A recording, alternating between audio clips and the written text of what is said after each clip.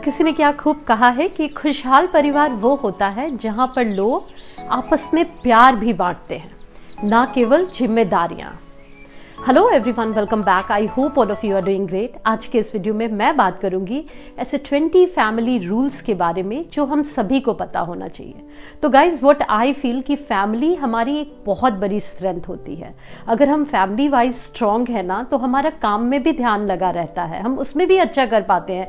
लेकिन अगर family life हमारी स्ट्रगल करती है तो फिर उसकी वजह से हम अपने काम पे भी फोकस नहीं कर पाते। तो ये 20 रूल्स जो मैं इस वीडियो में डिस्कस करूंगी, इसे आप गौर से सुनना, इसे अपनी लाइफ में इंप्लीमेंट करना और फिर आप देखोगे कि आपकी रिलेशनशिप आपकी फैमिली के साथ बहुत अच्छी हो गई। वो जो पीस, वो हैप्पीनेस आप चाहते हो, उन सारी चीजों को आप अचीव कर पाओगे।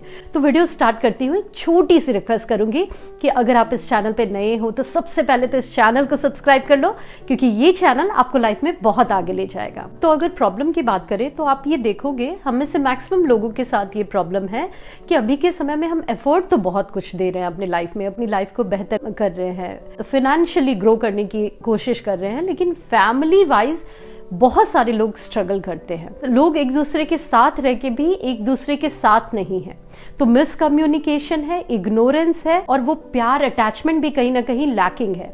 तो जो चीजें मैं बता रही हूँ उसे इम्प्लीमेंट करना, मैं गारंटी देती हूँ कि आपकी फैमिली के साथ आपका रिलेशनशिप बहुत स्ट्रांग हो जाएगा। तो सबसे पहला पॉइंट है, ईट एटलीस्ट 1 मील टुगेदर एवरी डे। तो आपका वो डाइनिंग टेबल सिर्फ खाने की प्लेस नहीं है कि वहां पर सिर्फ आप फूड सर्व करो और बैठकर खाओ और निकल जाओ। वो एक ऐसा प्लेस है जहां पर आप अपनी बॉन्डिंग शेयर करते हो, कुछ वैल्यूज सिखाते हो, है ना, अपनी कम्युनिकेशन को अलाइव रखते हो। तो इस तरह से जब आप दिन का एक मील भी साथ में खाते हो और एक दूसरे से कुछ बातें करते हो, एक क्वालिटी टाइम स्पेंड करते हो, तो उसकी वजह से आपका कनेक्शन बहुत स्ट्रांग होता है, जिसकी डिजायर हम सभी को होती है। तो ये आपको करना है। नेक्स्ट पॉइंट है, speak with respect even in anger. तो आर्ग्यूमेंट्स होना, डिफरेंसेस इन ओपिनियन होना बहुत नॉर्मल है और ये हर फैमिली में होता है। लेकिन इसकी वजह से आप डिसरिस्पेक्टफुल हो जाओगे, बहुत एक गलत टोन में बात करोगे, चीखोगे, चिल्लाओगे, किसी की बेइज्जती करोगे। ये सब नहीं होना चाहिए, क्योंकि कहीं ना कहीं आपके अंदर ये रिस्पेक्ट होनी चाहिए कि जिनसे आप बात कर रहे हो वो आपके फैमिली मेंबर है।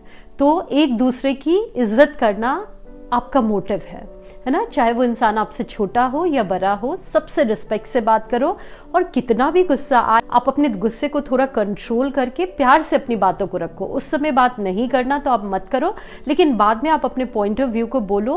आपको चीखना चिल्लाना नहीं है, कुछ गलत वर्ड यूज नहीं करना और ना ही एक गलत टोन में बात करना है। ये समझदारी जब आप रखते हो तो आपका कनेक्शन आपके फैमिली के साथ बहुत अच्छा होता है। वहीं आप छोटी छोटी बातों पे चिल्लाओगे, चीखोगे, कोई प्रॉब्लम हो गई ऑफिस में या वर्क प्लेस में, उसे आप घर में लोगों पे निकालोगे, तो ये कहीं से भी अच्छी बात नहीं है। नेक्स्ट पॉइंट है, प्रोटेक्ट फैमिली सीक्रेट्स। तो एक दूसरे की सीक्रेट्स को ना आपको प्रोटेक्ट करके रखना है, अपने घर की बातों को भी प्रोटेक्ट करके रखना है। ये नहीं कि घर की बातों को आप दूसरों को बता दो।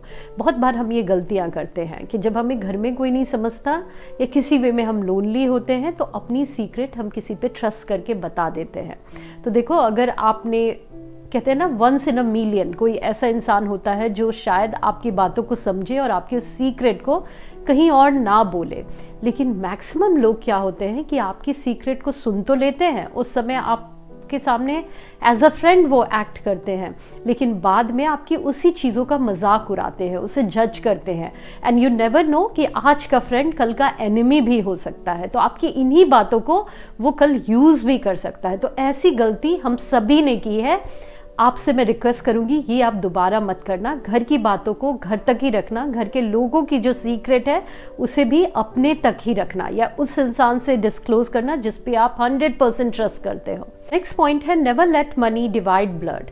तो पैसा क्या है ना, ये बहुत सारी हैप्पीनेस का भी रीजन है, बहुत सारे फाइट्स की भी रीजन है। सारे पेरेंट्स भी जब बच्चों को इक्वल नहीं ट्रीट करते, ये ऐसा होता है बहुत सारे फैमिली में, तो वो क्या करते हैं, कुछ किसी एक पर्टिकुलर अपने फेवरेट बच्चे के साथ वो ट्रांसपेरेंट रहते हैं, वहीं दूसरे के साथ एक अलग सी नीयत रखते हैं, उसे कुछ नहीं बताते और उसके साथ एक सर्टेन बिहेवियर भी रखते हैं। इन सारी चीजों की वजह से फैमिली टूट जाती है। क्योंकि ये चीजें समझ में आ जाती है। तो आपकी बिहेवियर सबके लिए इक्वल होनी चाहिए। साथ ही साथ आपको ये भी ध्यान रखना है कि एक फैमिली में भी आप देखोगे कि सबकी इनकम अलग होती है, कोई बहुत अच्छा ग्रो कर जाता है, कोई थोड़ा कुछ कम कर पाता है, लेकिन उन चीजों को, पैसों को अपने रिश्तों के बीच में मत आने दो। आप जो भी अपने लाइफ में कर रहे हो सबको इक्वली ट्रीट करो और किसी को ऐसा फील करने मत दो जैसे आप सुपीरियर हो या वो किसी वे में इंफीरियर है, या वाइस वर्सा आप कह सकते हो। तभी वो रिश्ते लंबे टाइम तक चल पाते हैं। बायसनेस रहेगी, अनफेयर रहेगा सिस्टम, तो ब्लड के रिश्ते भी फ्यूचर में जाकर टूट जाते हैं। पॉइंट है show off for important dates. तो अभी के समय में हम सभी बहुत बिजी हो गए हैं और एक दूसरे के टच में रहना बहुत सारे लोगों के लिए बहुत डिफिकल्ट हो गया है, क्योंकि अब जॉइंट फैमिली नहीं है, सब न्यूक्लियर है। बहुत सारे लोगों की फैमिली बहुत दूर रहती है, क्रॉस कंट्रीज भी रहती है।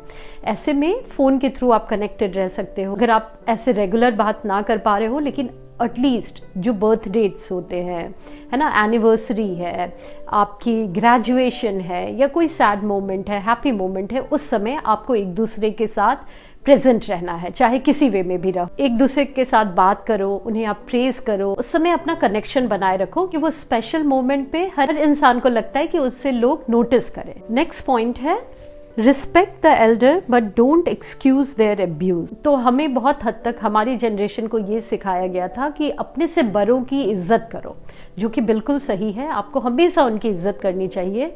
लेकिन कभी कभी आप देखोगे कि आपसे उम्र में बड़े होकर भी कुछ लोग आपकी बहुत ज़्यादा डिसरिस्पेक्ट करते हैं, किसी वे में आपको नीचा दिखाते हैं, आपके साथ मिसबिहेव करते हैं। तो ऐसे में आपको वैसा नहीं बनना, लेकिन एटलीस्ट आपको अपने एक्शन के थ्रू थोड़ा समझाना है कि रिस्पेक्ट अर्न करने की चीज़ है ना। आपकी अगर इस तरह की बिहेवियर रहेगी तो मेरे भी बिहेवियर में चेंज आ सकता है। और इज्जत हर इंसान को चाहिए होता है ना, इवन बच्चों को भी चाहिए होता है, बड़ों को भी चाहिए होता है, हर इंसान को चाहिए होता है। इतना कुछ हम लाइफ में करते हैं, लेकिन अगर आप गौर से सोचो तो उसके पीछे मेन पर्पस यही होता है कि हमें लोग एक्नॉलेज करें, हमें लोग इज्जत दें। तो ये हमें समझना है कि बड़े हैं तो उनकी रिस्पेक्ट तो करनी है, लेकिन अगर किसी वे में कोई आपसे एक बैडली ट्रीट करता है तो वहाँ पर आपको वैसा बैड नहीं होना, लेकिन एक कुछ बाउंड्री बनाकर आपको ये बताना है कि आपको भी रिस्पेक्ट की ज़रूरत है। और ये चीज़ें अगर वो इंसान ना करे तो फिर आप भी थोड़ा न्यूट्रल हो जाओगे, वो स्पेशल बॉन्ड जो आपके बीच की है शायद वो खो जाए। तो ये आपको अपने एक्शन के थ्रू बताना है। किसी भी वे में मैं कभी ये आपको नहीं गाइड करूंगी कि आपको डिसरिस्पेक्टफुल होकर या गलत वे में बोलकर ये चीजें बतानी है। आप साइलेंट रहकर भी अपनी मैसेज को पहुंचा सकते हो लोगों तक। नेक्स्ट पॉइंट है teach kids discipline at home. बच्चों को डिसिप्लिन सिखाना बहुत जरूरी है, क्योंकि आप नहीं उन्हें डिसिप्लिन सिखाओगे तो बाहर दुनिया उन्हें सिखाएगी, है ना। वो बैड वे में भी सिखा सकती है, एक रूड वे में भी सिखा सकती है। जैसे आपने नहीं सिखाया कि बेटा इस तरह से बात करना गलत है, बड़ों से आप ऐसे टोन में बात करो, है ना। आप किसी भी चीज़ के लिए अपनी टीचर से या एल्डर से परमिशन लो, फिर कोई काम करो। स्कूल में अगर आप जाते हो तो बाकी बच्चों के साथ एक सर्टेन वे में बात करो, किसी को बुली नहीं करना, आपको रेसिस्ट नहीं बनना। ये सारी चीज़ें जब आप सिखाओगे, मैनर्स सिखाओगे, डिसिप्लिन सिखाओगे, तभी आपका बच्चा एक अच्छा इंसान भी बन पाएगा। और आप ये नहीं सिखाओगे तो बाहर जाकर अगर वो गलती करेगा तो बहुत हद तक ये आप पे भी चीजें आएंगी, इस बच्चे के पेरेंट्स ने इसे कुछ सिखाया नहीं। नेक्स्ट पॉइंट है apologise when you are wrong. तो जब गलत हो ना तो आप सॉरी बोलने की आदत डालो, और पहले आप ये करके दिखाओ, तभी आपका बच्चा भी, घर के मेंबर्स भी ये सीखेंगे। जनरली क्या होता है कि हम अपोलोजाइज नहीं करना चाहते, हमें लगता है कि इस वे में हमारी ईगो हर्ट हो जाएगी। लेकिन हमेशा याद रखना, सॉरी बोलना आपकी वीकनेस नहीं है, ये अकाउंटेबिलिटी है, जो एक बहुत बड़ी स्ट्रेंथ है। तो अपनी गलतियों के लिए सॉरी बोल देने वाला इंसान स्ट्रॉन्ग साउंड करता है। तो आप जब भी गलती करो आप सॉरी बोलो, और आप ये हैबिट रखोगे ना, घर का माहौल ऐसा होगा तो यही बच्चे भी सीखते हैं, बाकी मेंबर्स भी सीखते हैं, और फिर उनके अंदर ये अच्छी हैबिट्स डेवलप होती है। और आप ईगो में रहोगे, अपनी गलती कभी नहीं मानोगे, हमेशा दूसरों को ही ब्लेम करोगे, तो यही एटीट्यूड फिर घर के बाकी लोग, बच्चे भी सीख जाते हैं। तो ये आपको नहीं करना। नेक्स्ट पॉइंट है सेलिब्रेट टुगेदर, ग्रीव टुगेदर। तो कुछ अच्छे मोमेंट हो, साथ में सेलिब्रेट करो। इससे एक पॉजिटिव मेमोरी क्रिएट होती है। और अगर गौर से सोचो तो डेली बेसिस पे हम क्या करते हैं वो सारी चीज़ें भूल जाते हैं, लेकिन जो मेमोरी क्रिएट हमारे माइंड में होती है वो तब होती है जब हम किसी भी वे में, छोटे बड़े वे में सेलिब्रेट करते हैं। तो इस मोमेंट को आपको कभी मिस नहीं करना। आपकी कुछ ऐसी अचीवमेंट हो, आपके बच्चों की हो या आपके घर में आपके स्पाउस की हो, उसे आपको किसी भी वे में, छोटे बड़े वे में सेलिब्रेट करना है। उस हैप्पी मोमेंट को जब आप सेलिब्रेट करते हो उसकी वजह से आपकी बॉन्डिंग बहुत ज़्यादा स्ट्रांग होती है। इसी तरह कोई सैड मोमेंट में भी आप वहाँ प्रेजेंट रहो, इससे भी आपका कनेक्शन एक दूसरे के साथ स्ट्रांग होता है, क्योंकि दुख में और सुख में जो इंसान हमारे साथ होता है उसे ही तो हम याद रखते हैं। नेक्स्ट पॉइंट है डोंट कंपेयर। तो अपने फैमिली के लोगों को किसी और के साथ कंपेयर मत करो। जैसे बच्चों को हम बहुत बार कंपेयर करते हैं सिबलिंग्स के साथ कि देखो तुम्हारे वो कज़न कितना अच्छा कर रहे हैं पढ़ाई में, वो बच्चा देखो इतना अच्छा कर रहा है स्पोर्ट्स में और आप कुछ नहीं कर रहे। तो ऐसा करने से ना आपके बच्चे लो कॉन्फिडेंट हो जाते हैं, उनमें सेल्फ वर्थ की कमी आ जाती है, वो खुद पे ही डाउट करने लगते हैं। तो आप देखो कि आपके बच्चे में क्या स्ट्रेंथ है और उन चीज़ों को एनकरेज करो। दूसरे से अगर कंपेयर भी करना है तो इस वे में मत करो। आप ऐसे बात कर सकते हो कि बच्चे आप में ये क्वालिटी है, बहुत अच्छी क्वालिटी है, लेकिन आपने देखा है कि आपके ब्रदर के अंदर या सिस्टर के अंदर नेवर गिव अप वाली एटीट्यूड है और ये बहुत अच्छी एटीट्यूड है, तो आपको भी ये सीखना चाहिए ना। क्या बोलते हो? ऐसे करके आप प्यार से बोलो कि ये एक अच्छी एटीट्यूड है जो आई थिंक आपको सीखना चाहिए, और उसके साथ साथ उसकी क्वालिटी को भी प्रेज करो। तो ये जो आप कंपैरिजन कर रहे हो ना, ये हेल्दी कंपैरिजन है। आप एनकरेज कर रहे हो कुछ अच्छी हैबिट्स को सीखने के लिए। और ये सिर्फ बच्चों की बात नहीं कर रही हूँ, बहुत सारे लोग अपने पार्टनर को भी कंपेयर करते हैं ना, तो एक दूसरे को कंपेयर नहीं करना। नेक्स्ट पॉइंट है keep phone away during family time. तो फैमिली टाइम जब हो आपका, जब भी आप ऑफिस से आते हो, अपने काम से आते हो, शाम में सभी इकट्ठा होते होगे एक साथ, तो वो जो टाइम है वो शाम के 7 बजे से 8 बजे का हो या 6 से 9 का हो, जो भी हो, 1 घंटे भी 2 घंटे भी आप टाइम बिताते हो तो उस समय अपने फ़ोन को हटा दो। अगर आपको कुछ अपना ऑफिशियल काम भी करना है तो आप हाफ एन आवर टाइम ले लो, उस समय आप तेज़ी से अपना काम कर लो और उसके बाद अपने फ़ोन को हटा दो। 1 या 1.5 घंटे का टाइम ऐसा होना चाहिए जिस समय आप पूरी फैमिली फ़ोन के बिना एक दूसरे के साथ टाइम बिताओ, और इस वे में आपका कनेक्शन बहुत स्ट्रांग होगा। आप सब एक दूसरे के एक बहुत अच्छे फ्रेंड भी बन जाओगे। बच्चों को भी अगर वो गेम खेल रहे हैं या कुछ अपना काम कर रहे हैं तो उन्हें कहो कि वो साथ में आए, क्योंकि बहुत कम टाइम मिलता है और उस टाइम को भी अगर आप बिता दोगे तो फिर आपका कनेक्शन एक दूसरे के साथ टूट जाएगा, कम हो जाएगा। नेक्स्ट पॉइंट है encourage honest talk not fear. तो घर का माहौल ऐसा होना चाहिए जहाँ पर लोग खुल के अपनी बातों को रख सके, इवन बच्चे भी सेफ फील करें कि उनसे कुछ गलती भी हो गई तो वो अपनी बातों को अपने पेरेंट्स के साथ शेयर कर पाए। अगर दोनों नहीं तो एटलीस्ट मम्मी के साथ या पापा के साथ, जो भी उन्हें लगता है कि जिनके साथ उनका कनेक्शन स्ट्रांग है उनके साथ शेयर करें, लेकिन एक सेफ स्पेस दे जिसमें लोग खुलकर अपनी बातों को रख पाए। किन चीज़ों से वो स्ट्रगल कर रहे हैं, क्या उन्हें रिश्ते में चाहिए, उसे बोल पाए। अगर आप टाइम नहीं दोगे, वो सेफ स्पेस नहीं दोगे, वो अपनापन नहीं होगा, तो प्यार हर इंसान को चाहिए होता है और फिर वो इंसान उस प्यार को, वो कनेक्शन को बाहर ढूंढेगा। और अगर किस्मत से उसे वो कनेक्शन मिल गया तब तो अच्छी बात है, जिसके चांसेस बहुत कम होते हैं, 0.1% आप कह सकते हो। 99.9% चांसेस ये होते हैं कि वो प्यार अगर वो गलत इंसान से ढूंढने लगा तो फ्यूचर में जाकर उसकी बहुत बुरी हालत हो सकती है, वो फंस सकता है एक गलत कनेक्शन में। तो आपको ये समझना है कि वो घर का माहौल सेफ होना चाहिए, ओपन होना चाहिए कि लोग फ्रीली अपनी बातों को अच्छे से रख सके। नेक्स्ट पॉइंट है नेवर इंसल्ट इन पब्लिक। तो आपको हमेशा ये ध्यान देना है कि प्रेज आपको पब्लिकली करना है, तारीफ आपको पब्लिकली करना है, और आपको करेक्ट प्राइवेटली करना है। मीन्स कुछ गलती हो गई तो उसे प्राइवेटली उस पर्सन को, अपने बच्चे को या किसी भी पार्टनर को प्राइवेटली समझाओ, लेकिन जब उसमें कुछ अच्छी क्वालिटी है तो उसे पब्लिकली आप उसे प्रेज करो, तो उससे बहुत अच्छा लगता है ना, उनमें कॉन्फिडेंस बढ़ती है। वहीं अगर आप इसका उल्टा करोगे कि पब्लिकली आप उन्हें क्रिटिसाइज करोगे या करेक्ट करोगे तो उनकी डिग्निटी बहुत ज़्यादा लो हो जाती है, लो कॉन्फिडेंट हो जाते हैं ऐसे में लोग, तो ये आपको नहीं करना। नेक्स्ट पॉइंट है मेक फॉरगिवनेस अ रूल। तो फैमिली के मेंबर्स कभी कभी एक दूसरे को बहुत डीपली हर्ट कर देते हैं और इसकी वजह से हमारे बीच में एक डिस्टेंस आ जाता है। तो मैं ये कहूँगी कि गलतियाँ तो हर रिश्ते में होती है, और अगर आप सोचोगे कि आप कोई भी इंसान कभी गलती ना करे तो इस वजह से आपके सारे रिश्ते खो जाएंगे, है ना। तो कुछ चीज़ों को आपको माफ़ भी करना होता है, इग्नोर करना होता है। फॉरगिवनेस रिश्ते में होनी चाहिए, तभी रिश्ते चल पाएंगे। अगर आप सोचोगे कोई इंसान फुल्ली परफेक्ट रहे और उससे कभी कोई गलती ही ना हो, तो ऐसा कोई इंसान दुनिया में नहीं है। तो माफ़ करने की हैबिट हमारी होनी चाहिए। हाँ, अगर ये गलती कोई इंसान बार बार करे, मीन्स आपने किसी वजह से उन्हें माफ़ कर दिया, एक चांस दे दिया, लेकिन ये गलती करना उनकी एक हैबिट बन गई है कि वो बार बार ऐसा करते हैं, फिर आप सोच सकते हो कि उन चीज़ों के लिए आप उन्हें माफ़ करोगे या नहीं। लेकिन बाकी नॉर्मल चीज़ों के लिए और छोटी बड़ी बातों के लिए आई थिंक हमें माफ़ कर देना चाहिए एक दूसरे को। और ये हैबिट अगर हम घर में सीख जाते हैं तो फिर बाहर भी जाकर हम लोगों को उनकी गलतियों के लिए माफ़ कर देते हैं। और माफ़ करना बहुत इंपॉर्टेंट है, क्योंकि अगर हम ग्रजेस को अपने अंदर रखते हैं ना, तो दूसरे इंसान का मुझे नहीं पता कि क्या लॉस होता है, लेकिन हमें बहुत स्ट्रेस होती है, हमारी एनर्जी बहुत ड्रेन होती है, और उसकी वजह से हम किसी काम में फोकस नहीं कर पाते। नेक्स्ट पॉइंट है, don't force children into your unfulfilled dreams. तो अपने बच्चों को फोर्स मत करो कि जो आप नहीं कर पाए वो उन्हें करना है ना। आपको मन था कि आप डॉक्टर बनो, इंजीनियर बनो, या कुछ करो आप लाइफ में एक सर्टेन वे में, लेकिन आप अगर वो नहीं कर पाए, अब मेरा बच्चा वो करेगा, ये प्रेशर उन पे मत दो।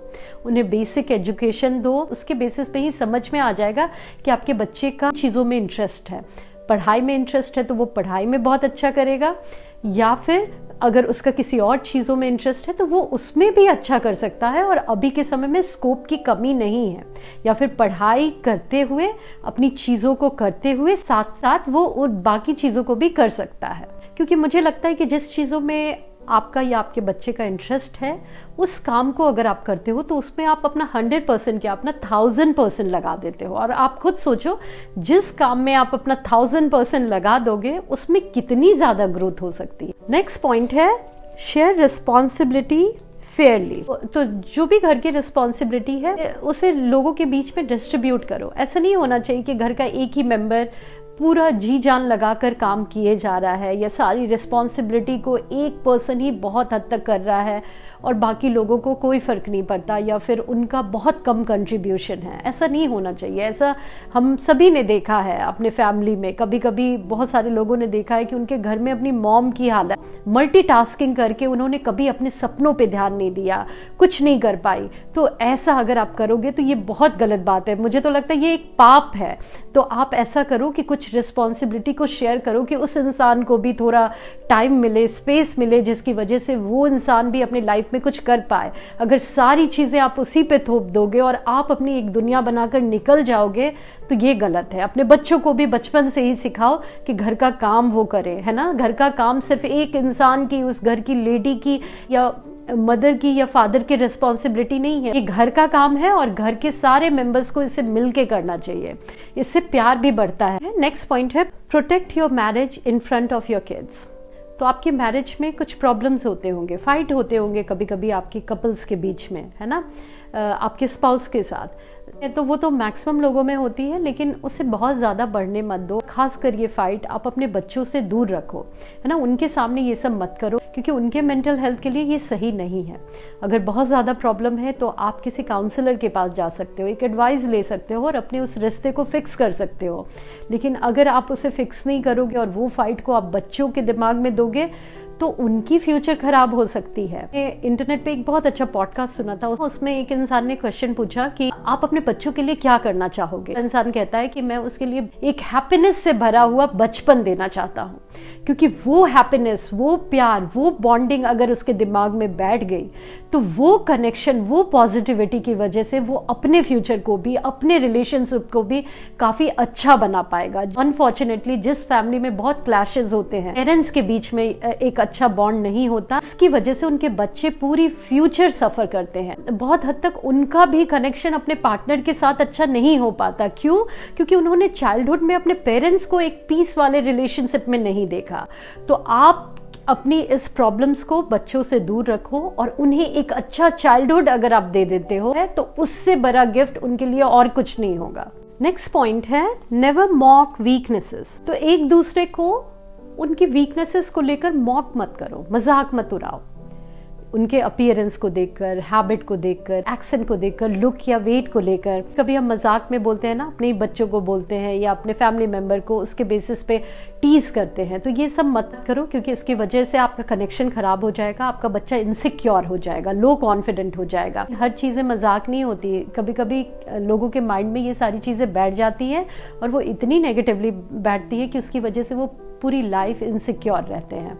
तो जैसा मैंने बताया, कलर्स, हैबिट, बिहेवियर, लुक्स, ये सब के बेसिस पे एक दूसरे को मॉक मत करो, टीज मत करो। फर्स्ट पॉइंट है जो कि सबसे इम्पॉर्टेंट है कि डोंट कीप स्कोर। तो मैरिज और पेरेंटिंग कभी भी 50-50 नहीं होती, बहुत बार ये 80-20 भी होती है, 60-40 भी होती है। तो आपको ये समझना है, हमेशा आप समझोगे, जैसे मैं एक वुमेन हूँ और मैं चाहूँगी, हमेशा अपने पार्टनर से कंपेयर करूँगी कि घर को मैं ही संभाल रही हूँ, आपका कोई कंट्रीब्यूशन नहीं है, या फिर मैक्सिमम रिस्पॉन्सिबिलिटी मैं कर रही हूँ, आप भी करो, नहीं तो मैं नहीं करने वाली, मैं अपने हाथ खड़े कर दूंगी। तो ऐसे फैमिली नहीं चलती, ऐसे रिश्ते नहीं चलते। आप ऐसे में कभी भी इस एटीट्यूड से अपने परिवार को बना नहीं पाओगे। बहुत बार आपका रोल ज़्यादा होता है ना, और ये अगर सामने वाले में अंडरस्टैंडिंग है तो वो भी एफर्ट देगा। और बहुत बार आप देखोगे कि शायद आपका रोल किसी चीज़ों में कम है, लेकिन सामने वाले का उस दूसरी किसी काम में बहुत ज़्यादा रोल है। तो इसकी अंडरस्टैंडिंग जब आप रखते हो तभी आप पेरेंटिंग में भी अच्छे हो पाते हो, अपनी मैरिज वाली लाइफ को भी अच्छे से लेके चल पाते हो। तो यही सारे पॉइंट्स थे गाइस। और लास्ट में इस वीडियो को एंड करते हुए मैं ये कहूंगी कि जहां पर एक दूसरे की बातें सुनी जाती है वहां पर सारी परेशानियां छोटी पड़ जाती है।